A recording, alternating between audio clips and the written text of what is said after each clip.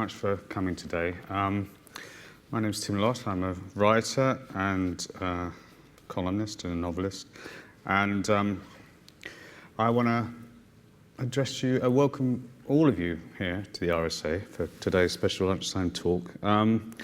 Before I begin, can I just ask you to switch your mobile phones off, please, or to silent? And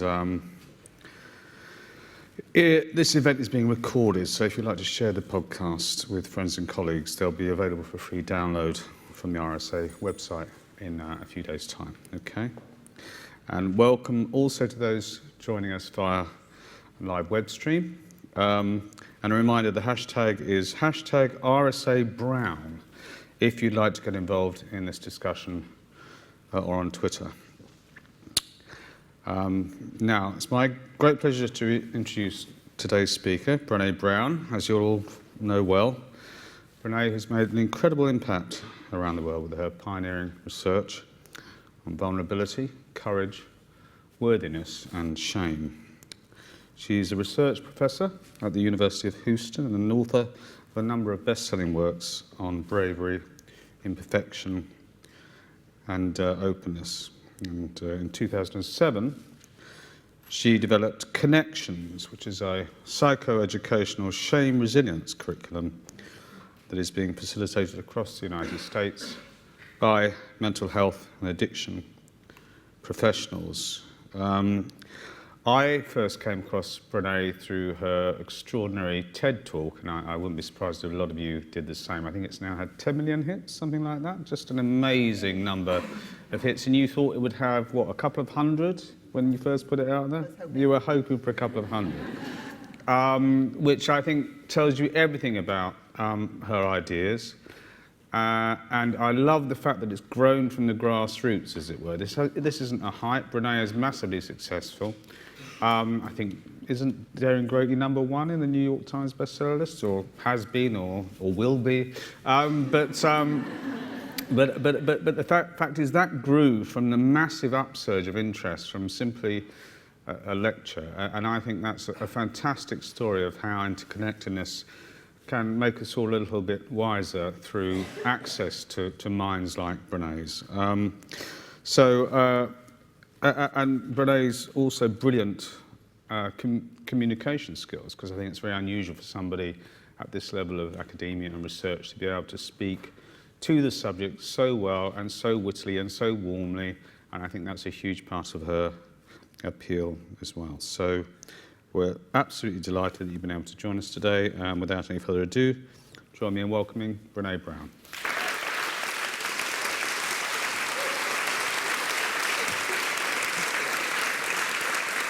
Thank you.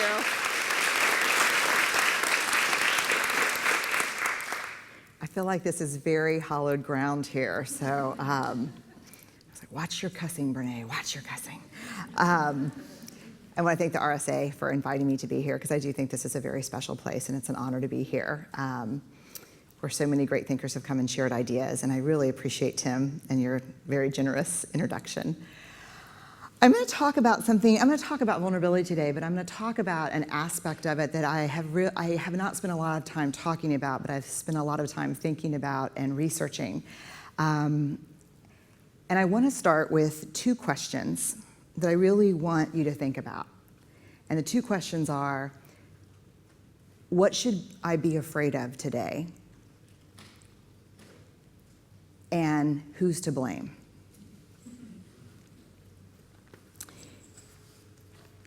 What should scare me, and whose fault is it? To me, these are the most profoundly dangerous questions that we center our lives around. And what they are indicators, to me, what they're indicators of is a culture of scarcity, a culture of not enough. And when you think about any milieu in your life, think about education. What are we supposed to be afraid of, and who's to blame? Politics, the economy, social issues. I guarantee you, if you turn on the news or opened a paper today, the focus would be, here's why you should be afraid, and here's whose fault it is. And And what's interesting to me about that is it's not just at a cultural level or a community level. That stuff happens in my house every week. Every week with my husband, I talk to him about what should be, why we should be fearful and whose fault it is. Mostly it's his. But if something doesn't go well at my daughter's school, then I'm like, oh my God, this is going to have huge implications for our university. And we should be terrified right now that she's not getting cursive. I know she's 4, but this is still relevant. And so when those questions become the center of conversation in our communities, in our homes, in our schools, in our offices, how many of you have ever worked in an office where the central question is, what should I be afraid of today and whose fault is it? I mean, if you've ever worked, you should have your hand up.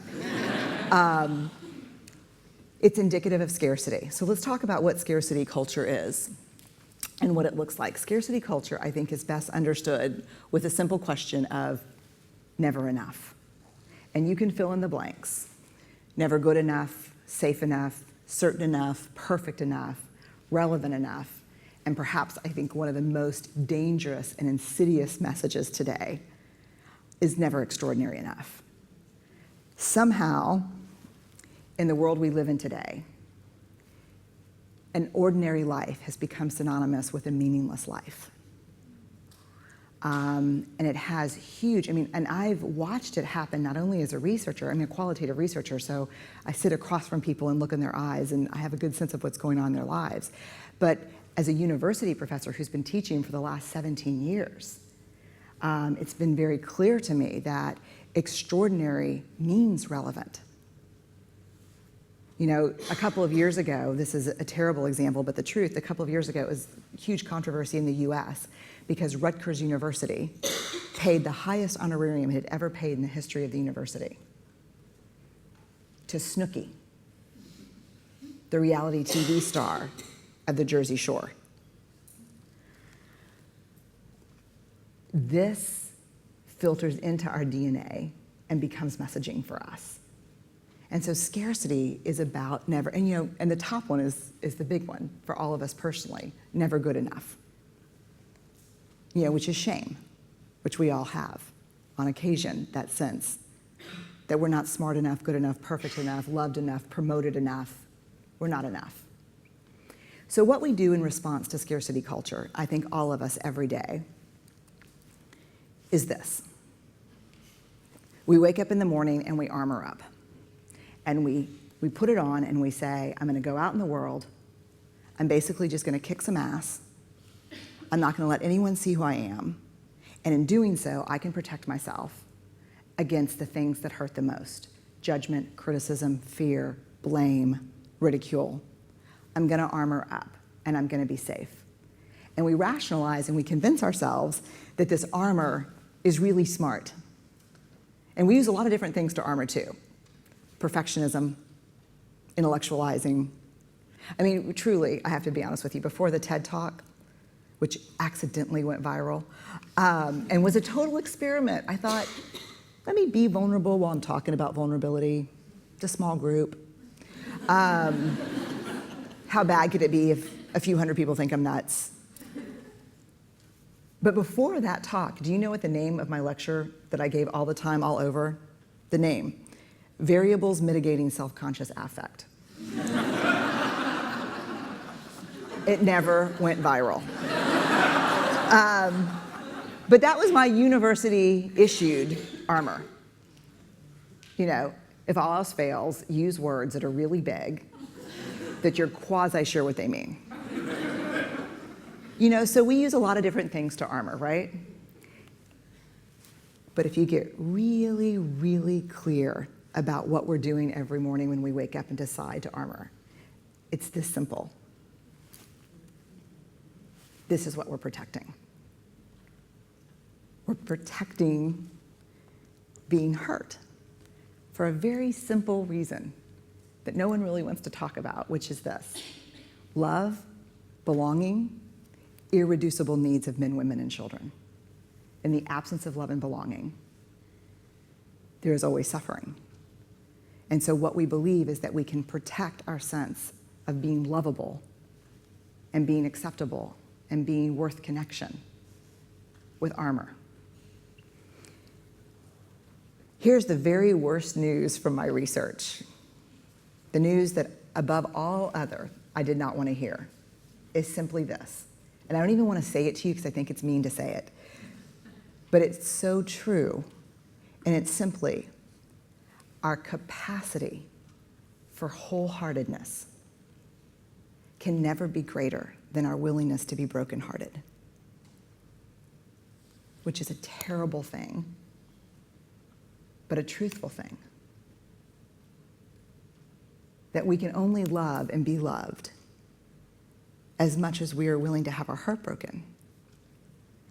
And so when we move through the world like this, with our partners, with our children, with our friends, in classrooms, with the people who work for us, with the people we work for, there are tremendous casualties. You know, I shared this. This was one of the most interesting things. I did a lecture in Miami, Florida about a year ago, and it was being translated through American Sign Language. So there were two people signing as I spoke. And they came up to me before the talk and they said, are there any words that you're going to use a lot that we may need to know about, because anything that's weird or clinical? And I said, well, vulnerability is a word I'm going to use a lot. And they kind of looked at each other and I said, well, we have a sign for vulnerability. It's this. And I said, what does that mean? And she said, it means weak in the knees. And I was like, oh God, that's not the sign. And they kind of talked for a second. They said, well, there's only one other sign for vulnerability, and it's kind of weird. And I said, well, what is it? And she said, it's this. I said, that would be the one I'm talking about.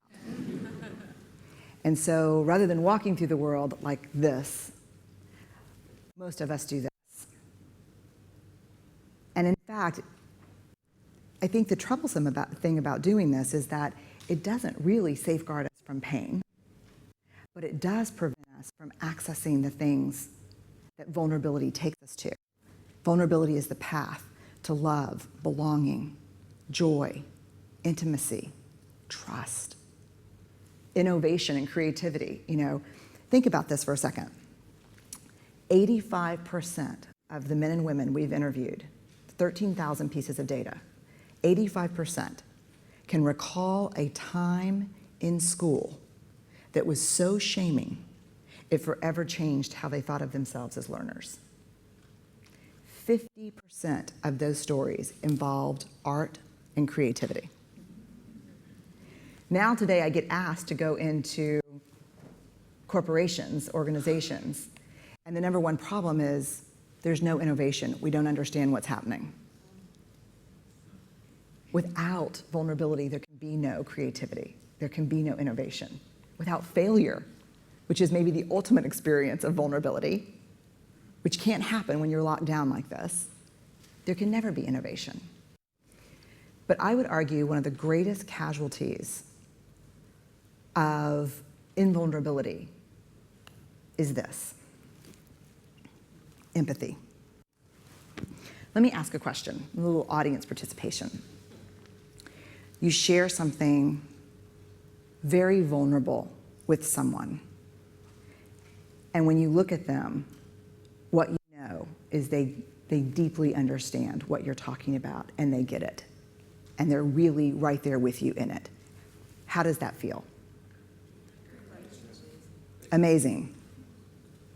Thumbs up. Awesome. Supportive. What else? Say again? Intimate. Loving.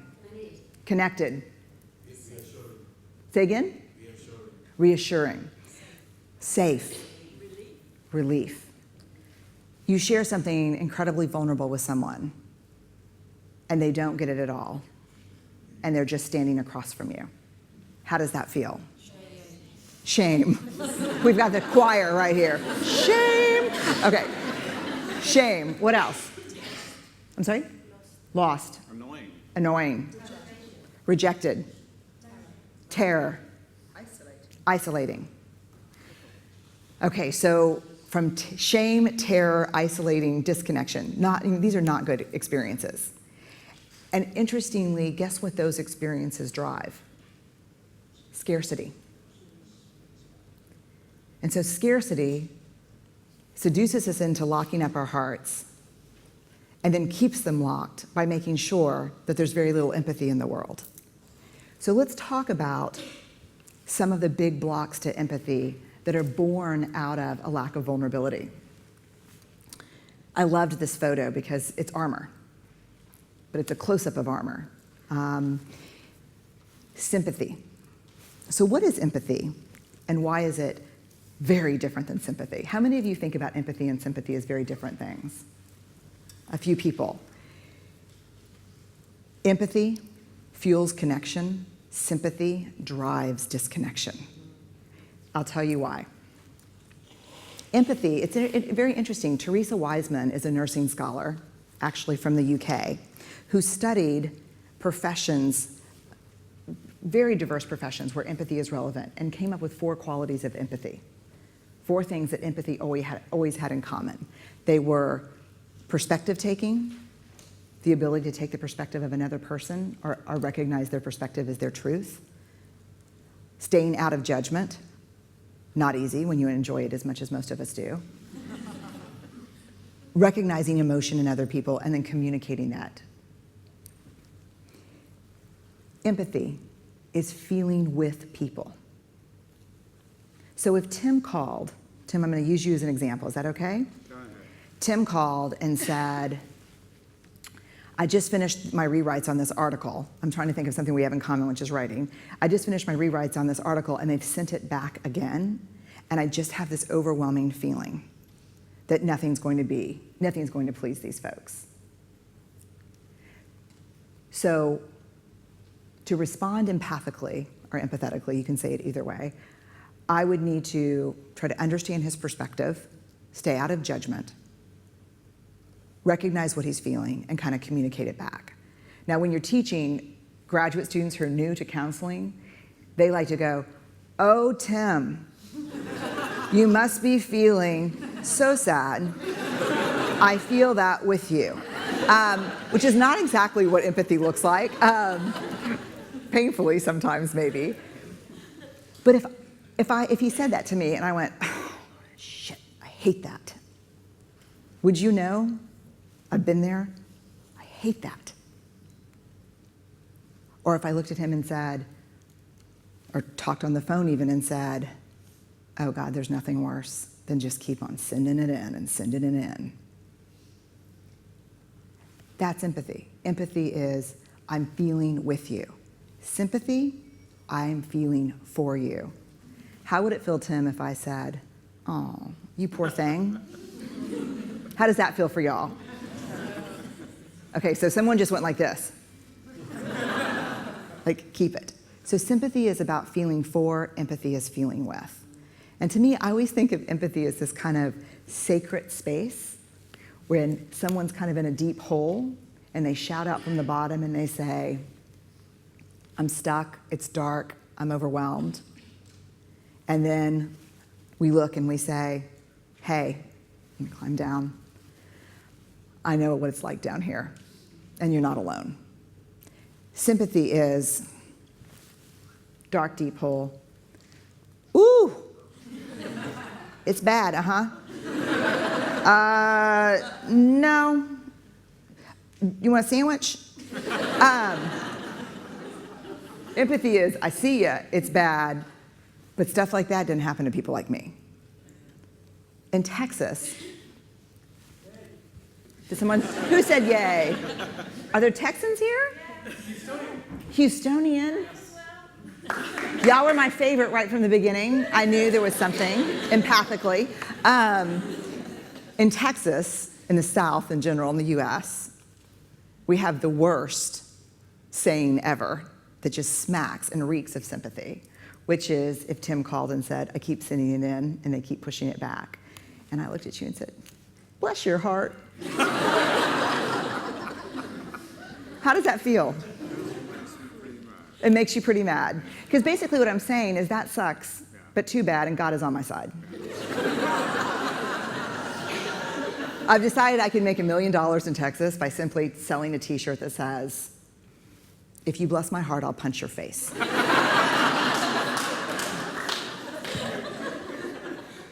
So empathy is, you can't, with a locked up heart, with invulnerability, you cannot be empathic, because when you call me, empathy is not the default. Empathy is a choice, and it's a vulnerable choice, because in order to connect with you, I have to connect with something in myself that knows that feeling. And when you called, man, I was just unloading the dishwasher, minding my own business in my happy place. And now I have to connect with the fact that, truthfully, I could wallpaper this room with rejection and revision letters. And I have to touch base with that place in order to be empathic back. So sympathy is one of the things that really gets in the way of empathy. And sympathy is also often how we respond when we don't want to be vulnerable to someone else's struggle. Does that make sense? The next one, I'm going to get hot talking about it. I just know I'm going to go into a little shame, but then I'll pop right out. Nothing will, if you're on the first row, you're safe. Blame. How many of you are blamers? How many of you, when something goes wrong, the first thing you want to know is whose fault it is? I'm like, "Hi, my name is Brené. I'm a blamer." Let me just tell you this quick story. So this is a couple years ago when I first realized the magnitude to which I blame. I'm in my house, I have on white slacks and a pink sweater set, and I'm getting ready to go teach, and I'm drinking a cup of coffee in my kitchen. It's a full cup of coffee. I drop it on the tile floor. It goes into a million pieces, splashes up all over me. And a millisecond after it hit the floor, right out of my mouth is this: "Damn you, Steve." Who is my husband? Because let me tell you how fast this works for me. So Steve plays water polo with a group of friends, and the night before he went to go play water polo. And I said, "Hey, make sure you come back at 10, because I can never fall asleep until you're home." And he got back like at 10:30, chatting it up with his friends. And so I went to bed a little bit later than I thought, ergo my second cup of coffee that I probably would not be having had he come home when we discussed at 10. Therefore, okay, and let me just ask, because I'm going to assume that you're laughing with me, not at me. How many women in here are thinking, "That makes absolute sense"? And how many men in here are thinking, "Oh, that's how it works"? Right. And so the rest of that story is, I'm cleaning up the kitchen. Steve calls, caller ID. I'm like, "Hey." He's like, "Hey, what's going on, babe?" What's going on? So I'll tell you exactly what's going on. I'm cleaning up the coffee that spilled all, like dial tone. Because he knows. You're not allowed to laugh. You're here in official capacity. How many of you go to that place when something bad happens, the first thing you want to know is whose fault is it? Even me. Like when even I'd rather it be my fault than no one's fault. Because why? Why? Because it gives us some semblance of control. It gives us some semblance of control. But here, if you enjoy blaming, this is where you should stick your fingers in your ear and do the na thing, because I'm getting ready to ruin it for you.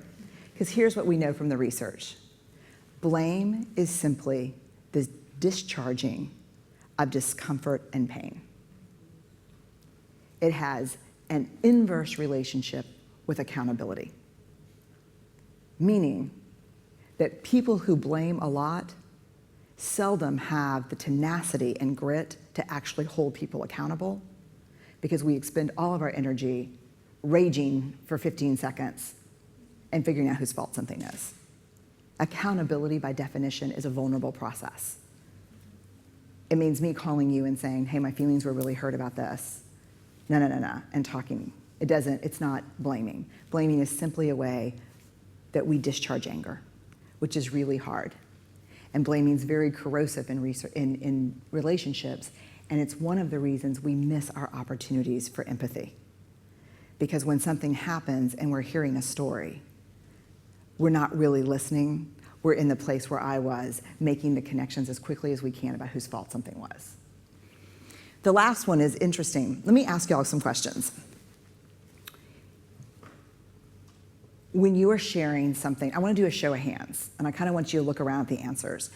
When you're sharing something very vulnerable and raw with someone, how many of you like the person you're talking to look you right in the eye? Raise your hand. How many of you like the person to kind of look away or look down? How many of you, when you're sharing something really vulnerable, would like the person you're talking to reach out and embrace you? How many people would like that person to stay physically away from you while you're talking? You're the people I would hang out with. Okay. How many of you, when you share something vulnerable, would like for the person across from you to say something back right away? How many of you would prefer that person to stay quiet? Okay, so do you see what happened in here just now? Empathy is not scripted. I can't say, okay, go forth and be empathic, here's the decision tree. You know, if they say this, do this. Empathy is about being present with someone, and if you're present and engaged and you take the armor off, you'll know what the person across from you needs. But more importantly, if you screw it up and you see in the eyes of the person that you're, who's sharing with you that you've screwed it up, you can go back and say, no, Tim, okay, wait, I'm just a hugger. I'm here, I'm with you. Keep telling me, I want to know. I want to be in this with you. The reason why I think that exercise is so helpful is, again, we all need different things from empathy. There are no hard and fast rules about what empathy looks like or sounds like. But there is one that I will share with you from the research. It is, rarely, if ever, does an empathic response begin with "at least." Yeah. And we do it all the time. Because you know what? Someone just shared something with us that's incredibly painful, and we're trying to silver lining it. I don't think that's a verb, but I'm using it as one. We're trying to put the silver lining around it. So, I had a miscarriage. Oh, at least you know you can get pregnant. I think my marriage is falling apart. At least you have a marriage. John's getting kicked out of school. At least Sarah is an A student. How does that feel? Who said awful? Awful. Awful. But one of the things we do sometimes in the face of very difficult conversations is we try to make things better instead of leaning into, if I share something with you that's very difficult, I'd rather you say, I don't even know what to say right now, I'm just so glad you told me. Because the truth is, rarely can a response make something better. What makes something better is connection. And so I want to close with this picture, because how many of you, when someone shares something with you, do you worry about saying the right thing or being helpful? For sure, I think most of us.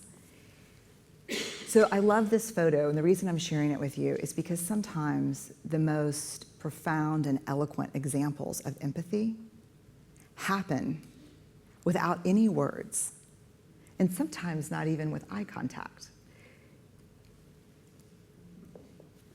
To me, if I'm sitting next to you and I say, wow, I feel like everything's just, the wheels are falling off right now and things are out of control, and someone just puts their hand on top of my hand and squeezes, that says, with touch, I think, the two most important words in my work, which are me too.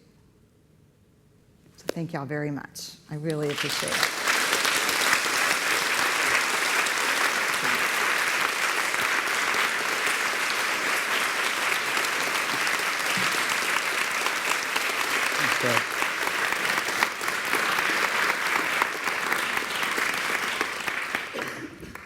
Oh, that was wonderful. Thank you, Brené. And I'm just going to ask Brené a few questions before I pass it out to the audience to get your questions.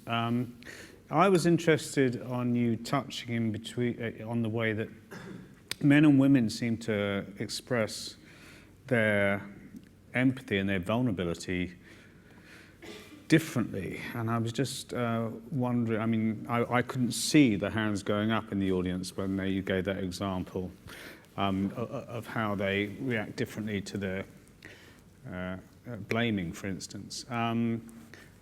Now, how does that work, and have you got some concrete examples of it from your research? The gender piece is a huge question, because you can't really talk about gender and vulnerability without talking about shame. And so if you back it up to shame, what we know is that the biggest shame trigger for men is perceptions of weakness. For women, it's effortless perfection. Not only should you do it all and do it for everyone and do it perfectly, but you shouldn't let people see you sweat over it. And so how difficult is it to be vulnerable as a man when shame is about being perceived as weak?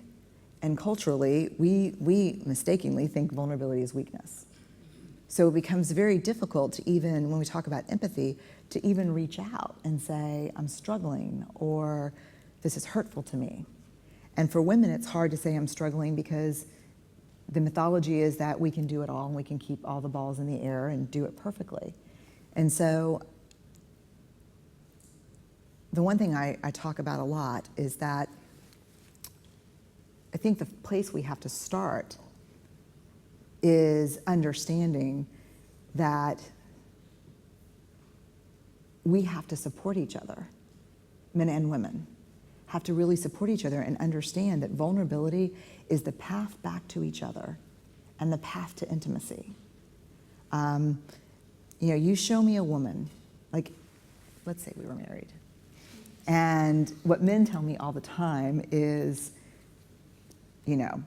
women say they want vulnerability, and they say, tell me you're afraid, and show me yourself. But the truth is, they're disgusted by it. So what men do is they get very good at pretending to be vulnerable. Just vulnerable enough to get off the hook, but not so vulnerable that they really cause a lot of problems in their relationships. So I always say, if you show me a woman who can sit with a man who's in deep vulnerability and fear, I'll show you a woman who has some awareness about this work and has done it. And most importantly, who does not derive her power from that man. Okay, so this is a strategy available, as it were. The more independent you are in terms of your psychology, the more able you'll be able to provide that empathy, is what you're saying. Yeah. And it goes the other way. You show me a man who can sit with a woman and struggle and just hear her, and as opposed to trying to fix it. Do you hear the rumbling? Yeah. I'll show you a man who's aware of his work and who doesn't derive his power from being Oz, all-knowing and all-powerful. And so it really comes down to, people always say, why do you talk about shame as the key to being vulnerable?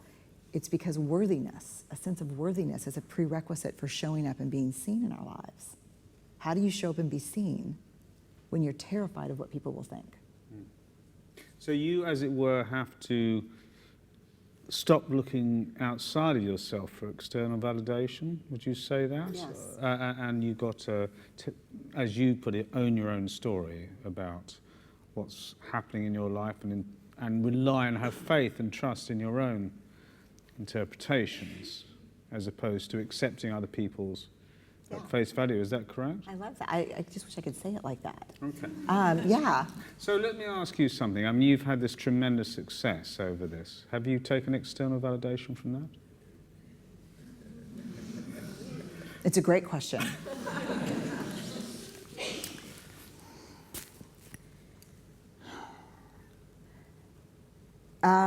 Of course, I think early on I did. But then I ran into the very painful part of when you hit your self-worth, to what people are saying externally, that when you read really shitty, hurtful comments, or people are really negative, then you've hitched your self-worth to that too. And so I have an assistant who goes through all my emails, and the rule is, send me what's constructive. I don't want to, sometimes she'll aggregate the positive ones around some feedback, but I don't want to know if you think I'm a worthless piece of shit, and I don't want to know if you think I changed your life and I'm changing the world. Those are not really constructive for me. If you think that I should be looking at this body of literature, or if you think I could do this better, or you think I did something well, that's helpful. But it's very dangerous when we hitch our self-worth to what we accomplish, because that can U-turn in a split second. So I try very much, in fact, if you opened my wallet right now in the green room, you would see a tiny piece of paper. And so one of the things I tell people often is you should carry with you on a very small sheet of paper a list of people whose opinions of you matter. And it should be a very short list. And so there are 3 names on my list. And so that's what, and though the people that are on my list are people who love me, not despite my imperfections and vulnerability, but because of them. And if everything went away tomorrow, they would still be there because they were there before everything happened today. So yes and no. I'm human, but I'm also really practice not to do that. I think it's so dangerous. And there's no sustainability in it. Yeah. So you think if it all went away tomorrow, you'd be cool with that? I think I'd rest. I think it depends on why it went away. If it went away because something bad happened, I think I'd freak out and. Or because people lost interest. Yeah, I think I'd be okay because I feel like I made a contribution, and that's a big thing. I think all the questions you're asking right now really point to something that's new for me in my life, which has been the last year, getting super clear about my values. And so one of my other things in my purse, my wallet's very important to me. You can take my money, but don't take my mental health. Is like a little mantra that I live by that says, at the end of the day, at the end of the week, and at the end of my life, I want to be sure that I contributed more than I criticized. And so I think if it all went away, I think I feel that I made a contribution, and we started a conversation. Great. Okay, I'll just ask 2 more questions because I'm very aware that the audience wants to ask too. But simply for people who are not familiar with your work, possibly online or wherever, I think it's very important that you explain to people what the difference between shame and guilt is, because I think a lot of people have those 2 concepts mixed up in their mind. Yeah. And I think it's really key to your work that there is a big gap between those 2 concepts. It's so funny because the people who really, I know, we've talked about, you get the work in your bones, you live the work.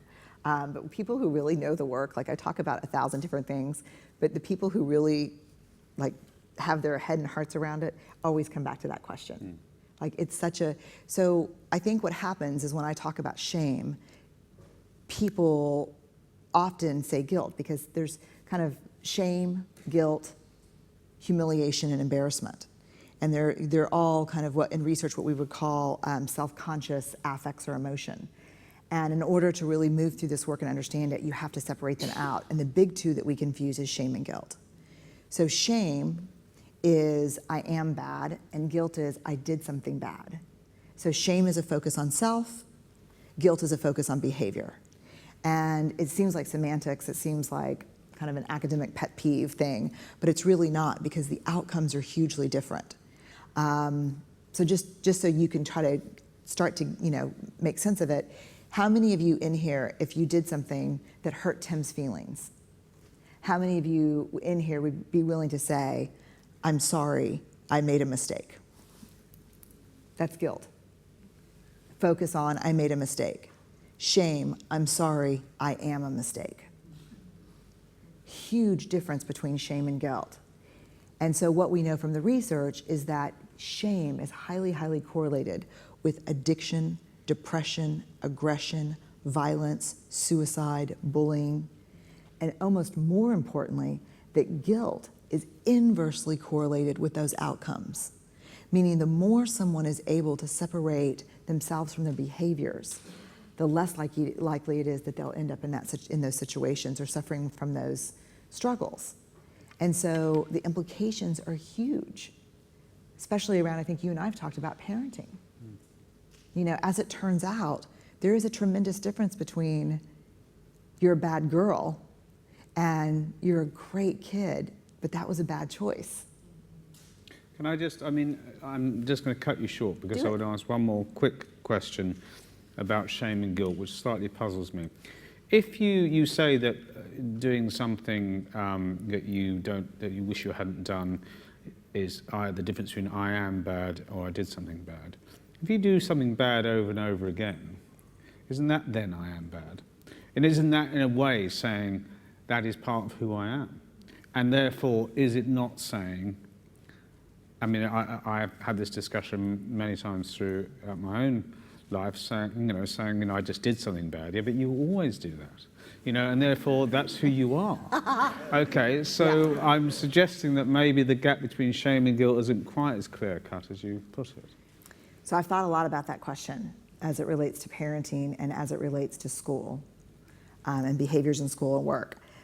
I'm going to come down on the side that I still think there's a huge difference between shame and guilt, and here's why. When we see people change behaviors, make amends, when we see positive behavioral change, you can almost always track it back to guilt. Guilt is basically, it's uncomfortable, but I'm a fan of it because it's cognitive dissonance. It's, I've done something and I'm holding it up against my values and it doesn't feel right. And so that's guilt. And other researchers use different words for the affects, but for most part, shame researchers use that as guilt. So it makes sense to me.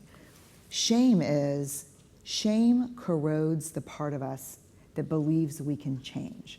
So let's say you're my child and you lied at school.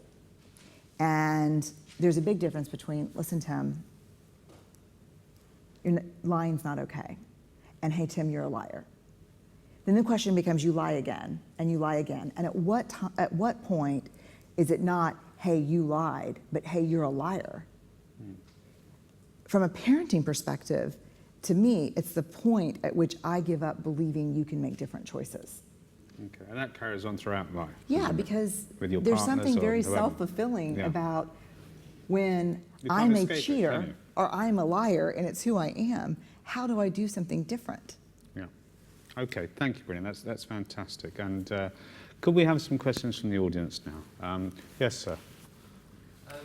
Just wait for the microphone, please.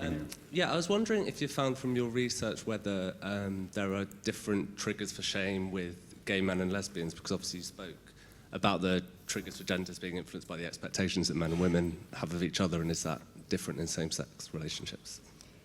So it's a great question. I'll break it into two parts. Relationally, in GLBT relationships, the relational dynamics are very much the same. However, when we talk about shame triggers, what we're seeing in a lot of the new data is that shame triggers for men, straight men, not always the same shame triggers for gay men. For example, in the gay community, appearance and body image can be huge issues. One that's emerging recently that I'm seeing more and more of in the interviews is aging. We have a lot of people tell us in the gay community, man, you hit 45, you're invisible in this community. So I think there are different, but what's also interesting is it's kind of a lagging indicator sometimes of what will happen with straight men, because for the first time, we're seeing more and more straight men talk about appearance and body image as shame triggers. Relationally, here's what I would say. When I say everything's the same, what I mean by that is connection, intimacy, love, and belonging, our connection, intimacy, love, and belonging.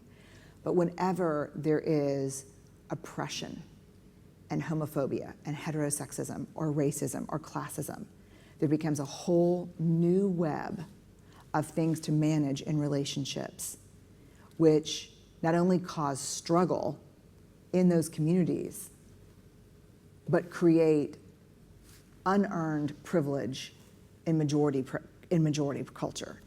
So I think my answer is, relationally, people connect and love each other the same.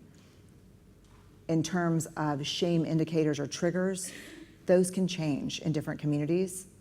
And I think we're learning more and more about that. Okay, thank you, Brené. Yes, hold on a second. The lady there with the stripy top, please. Hi there. Hi. The question I wanted to ask was, you used the word guilt and shame, but a word that always often comes up as well is remorse and being remorseful. What do you think of that word and what does it mean to you? It's a great question. What we find in the research is that remorse and regret, which are two different constructs, I think, are functions of guilt, and rarely functions of shame. It's very interesting. Wellesley, the university at the Stone Center, which is a research center within Wellesley, did some very interesting research on shame and our responses to shame. And what they found is that our responses to shame very much align with kind of the old fight, flight, freeze. And so when we're in shame, the pain of shame is so debilitating that we normally don't get to regret and remorse. We're usually rationalizing our behavior in order to get out from underneath the pain. So rarely, when you see someone make a heartfelt apology or make amends in a meaningful way, I have never seen, in my experience, shame be the motivator behind that. But when someone really feels remorse and regret, that's often a function of really holding up a behavior against a value that we hold important. And I think that can move behavior. Someone over there, yes, the lady with the pink top. Thank you so much. Did you wait for the mic? Yeah, please always wait for the mic. Thank you very much indeed. It's wonderful to have an outing on these subjects. You mentioned about emotional resilience or grit in terms of working through stuff when someone has kind of debilitated you, and you talk about shame being extremely debilitating. What if the working through with that person just debilitates you to the point of how are you supposed to work through stuff like that? I'm not sure it's possible. Your instinct is to run and hide. Yeah. Never see them again. Yeah. Because it's so destructive.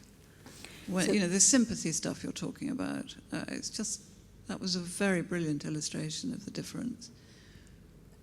So I think your question is really important. And if I understand, I want to make sure I understand what you're asking. How do we work through shame when it's so debilitating and so painful and we just really want to disappear? So prefrontal cortex, right, where we organize, rationalize the executive center, and then the limbic system, which is kind of fight or flight, survival mode. The truth is, when something shaming happens, we get hijacked by the limbic system.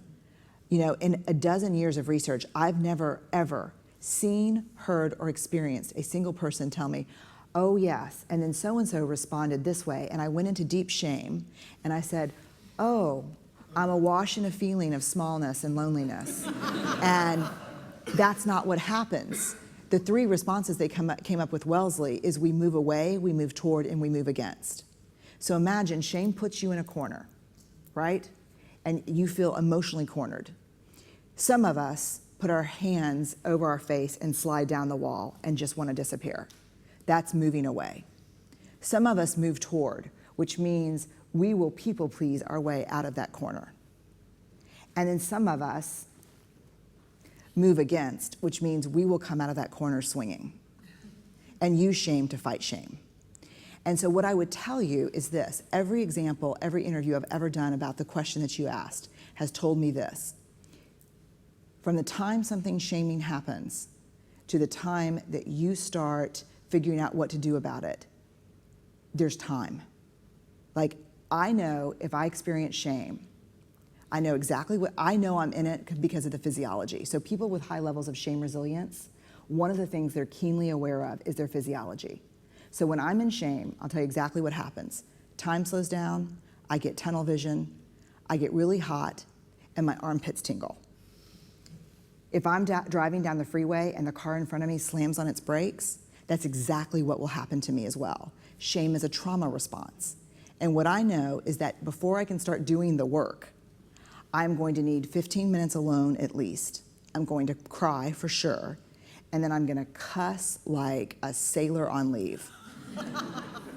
And so I've had situations where I've walked out of my dean's office, I've walked out of faculty meetings on many occasions, I've walked out of the room with my children. So to think that we can experience shame and then somehow get back from the limbic system to back up here where we can do the work and talk about it, it doesn't happen. The best thing you can do, like my mantra is, when in shame, do not talk, text, type, or email. Thank you, Brené. Yeah. Okay, let's go back to the middle. Now, this gentleman over here, please. Hello, I have two questions, brief questions that have come in on Twitter. One from Roman Krisnerich, if that's how you say it. How is digital or Twitter culture shaping our capacity to make ourselves vulnerable? Does it help or hinder? And the second one, from an RSA colleague, Plamina I can't say that either, Plamina. How would you link being vulnerable to becoming a more socially and environmentally responsible human being? Is there a link? Okay, so let's take Roman's question first. How does Twitter and social media, to make sure I understand, how do Twitter and social media increase or decrease our capacity for vulnerability? You know, this is what I think about social media. It's like fire. You can use it to warm yourself when you're freezing, or you can burn down the barn. You know, it's all how you use it. And so I think there are wonderful occasions where people have used Twitter and Facebook and social media to facilitate connection. And there are people who, you know, here's the big myth. Live tweeting your bikini wax is not vulnerability.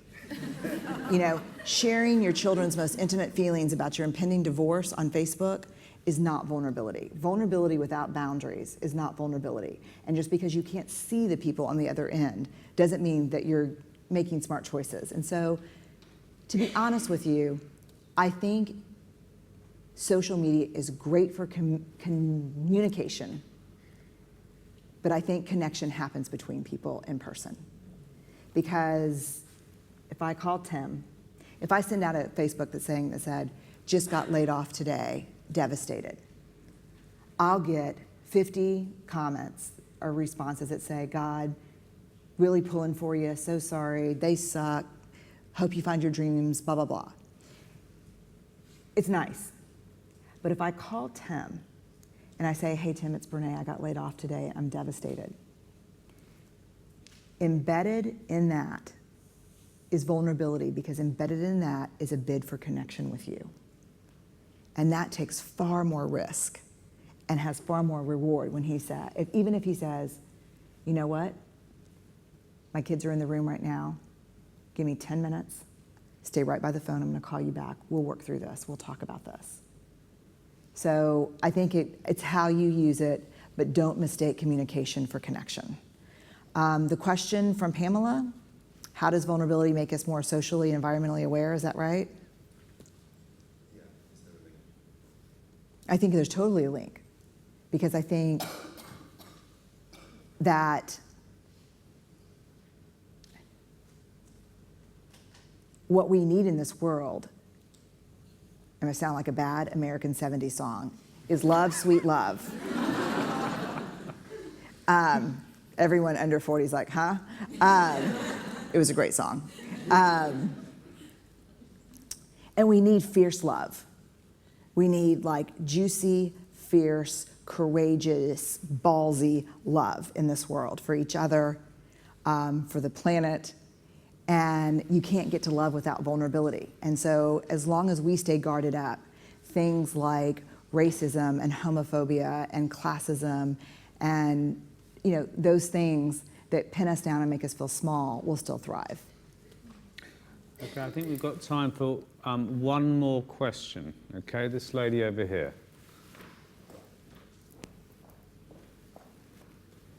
Hi, Brené. Hi. Thanks very much for having the opportunity to hear you today. It's been wonderful. I run a network for women who are childless by circumstance. So they wanted to be mums and it either isn't working out or it hasn't worked out. And one of the issues they have is trying to make a connection, seeking empathy for the pain they're in. And whenever they speak to someone, this happens a lot, most of us have had this experience, and try to talk to someone about the pain they're in, about not being a mum, they get closed down with what I call miracle baby stories. Which are kind of a little bit about, well, at least you can travel and sleep in, like that was my life's goal. And what's really difficult in those moments when they get offered the miracle baby stories, like, don't worry, I know this woman, she met this guy at a bus stop, he was on remand, they've now got twins, you know, Yeah. is that makes the person who's got the pain feel shame and close down. And I'm often asked, what do I do in that situation? How do I open a connection? And I wondered, how do you open a connection? Or is it even possible in that situation to start that dialogue? Because it's about their pain often. Yeah. They don't want to feel it. Okay, so this is a really, really important question. Did everyone hear the question? So this was such an important question that when I wrote, I thought it was just me, my first book on shame. The entire chapter is around infertility, not being able to have children, the whole chapter. Because when I was going back and looking at the data, I was so struck that the women I had interviewed who talked about infertility when I was interviewing around shame, every one of them was in past tense when I was struggling, this. And I was like, God, that's so weird, because a lot of them were in present tense. And I went back and I asked these women, first of all, I thought it was a coding error on my part, so I was panicked as a researcher, and I was like, so I went back with a random sample of these women and said, I've noticed all of these are in past tense. And what every one of them said to me is, I can't speak for the other women you've interviewed, but in the midst of my struggle, I could have never talked to you about it. I could only talk to you about it because I've come to some resolution. What I have learned is that it is, when we talk about empathy and empathic failure, it is one of the top issues around empathic failure. So do you have any children? No, I couldn't have children, or I can't have children, or we've been trying for 3 years. Then you get the stories about, oh, well, you know what? Just relax. Or do you want mine? Or those kind of things, which is so painful.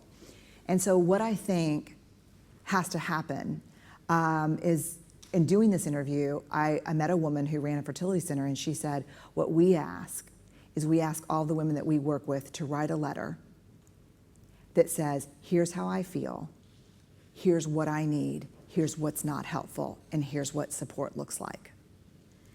And my best friend at the time was going in her 3rd year of infertility. And it saved our friendship. Because look, I studied empathy for a dozen years. I didn't know how to respond. I didn't know what to do. And so what it forces a lot of people to do, and it's not just that, there are other issues that are as difficult, but what it forces people to do, and it goes back to what you said about owning our story, is it forces people to orphan that part of their story when they're talking to people, because I don't want to put you in the situation where you don't know what to say, and then I'm reminded about how shitty things are. So, and the problem is, we can't orphan our stories, because the only way we can change our story and have control over the ending is to own it. And so to me, this is about shame resilience. One of the elements of shame resilience is asking for what you need. So let's take it out of your realm into any realm. It is very common on my short list of people, if I call Steve or if I call Ashley, my sister, shame, it's very likely that this is what you'll hear. Hey, it's me. I'm going to tell you what happened. I don't want you to say a frickin' word, and then I'm going to hang up, and don't you dare call me back. I'll call you when I'm ready. And you know what they'll say? Go. Shoot. I'll say, this happened, and I did this, and then I did this, and then I can't believe I said this. Dial tone.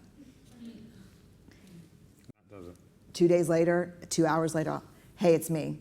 Are we going there or are we not going there? No, not yet. What's going on? Have you talked to mom? Because I ask for what I need. And that is inherently vulnerable. But I think if you love someone and you've got a struggle that you're not getting response back to, then it's incumbent upon you to reach out and say, I love you, here's what I need from you, and here's what it's looked like. You know, make a really big deal out of my birthday this year. Great. Thank you very much, Brené. Well, look, we've run out of time, so I'm afraid we're going to have to wind up the session. Thanks all again for coming, and for some great questions there, Yeah. I thought. Now, there's going to be copies of Daring Greatly outside in the foyer now, and Brené will sign your copy for you. It would be really helpful if you could file out of the room as swiftly as possible after we finish, because there's another event taking place immediately after. So if you'd like to get your book signed, join the queue that will form in the foyer. But before you do, please join me in thanking our fantastic speakers.